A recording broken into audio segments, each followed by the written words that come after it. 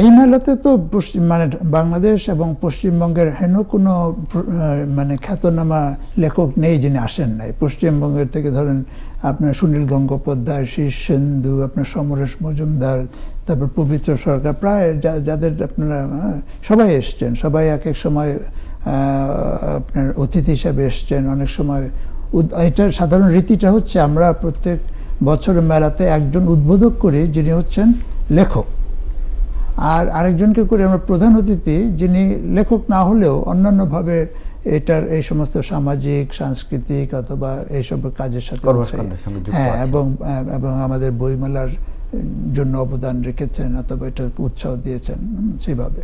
তো এইবার যেমন আমাদের উদ্বোধক হচ্ছে প্রখ্যাত উপন্যাসিক ইমদাদুল হক মিলন। হুমায়ুন আহমেদের পরে মোটামুটি তাকেই মানে শ্রেষ্ঠ উপন্যাসিক বলে ধরা হয়। উনি এবার উদ্বোধক। আচ্ছা, আর এবার আমাদের প্রধান অতিথি হচ্ছেন অধ্যাপক রেহমান সোবহান, বিশিষ্ট অর্থনীতিবিদ এবং বাংলাদেশের স্বাধিকার আন্দোলনে এবং পরে মুক্তিযুদ্ধে অত্যন্ত মানে গুরুত্বপূর্ণ ভূমিকা পালনকারী।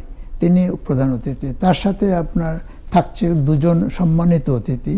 একজন হচ্ছে আমাদের বিশিষ্ট রাষ্ট্রবিজ্ঞানী ডক্টর রৌনক জাহান, আরেকজন হচ্ছে আপনাদের এই চ্যানেলের যে বাংলাদেশের কর্ণধার বিশিষ্ট লেখক, নিজেও প্রচুর বই লিখেছেন, চমৎকার বই লিখেছেন, ফরিদুর রেজা সাগর।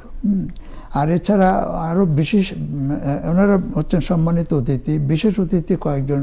একজন হচ্ছে আমাদের বাংলাতে বলা যেতে পারে অন্যতম শ্রেষ্ঠ বিজ্ঞান উপন্যাস লেখক, যেটাকে সায়েন্স ফিকশন বলে। ওনার নাম দীপেন ভট্টাচার্য। উনি থাকেন ক্যালিফোর্নিয়া। উনি পদার্থবিজ্ঞান, জ্যোতির্বিজ্ঞানের অধ্যাপক, কিন্তু এই বিষয়ে ওনার দ্বিতার ঘড়ি বলে অত্যন্ত একটা প্রসিদ্ধ বই আছে, আন্তর্জাতিক মানের বিজ্ঞান উপন্যাস। উনি আসছেন।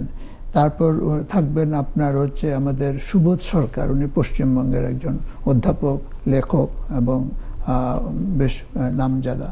তারপরে আসছেন আমাদের হচ্ছে ওনার নাম হচ্ছে আমাদের সাদাত হোসেন, যিনি গতবার মানে জনপ্রিয় তরুণ ঔপন্যাসিক। তিনি গতবার বইমেলার উদ্বোধক ছিলেন, এবার উনি বিশেষ অতিথি হয়ে আসছেন। হ্যাঁ, কাজে এইভাবে আমাদের মানে বেশ একটা সুন্দর লাইন আপ, হ্যাঁ, যেটাকে অতিথির দৃষ্টিকোণ থেকে, যেটা লেখকদের দৃষ্টিকোণ থেকে, যেটা বিভিন্ন মহলের সাহিত্য সংস্কৃতির বিভিন্ন মহলের যারা উজ্জ্বল প্রতিনিধি তারা এখানে যোগ দিচ্ছেন।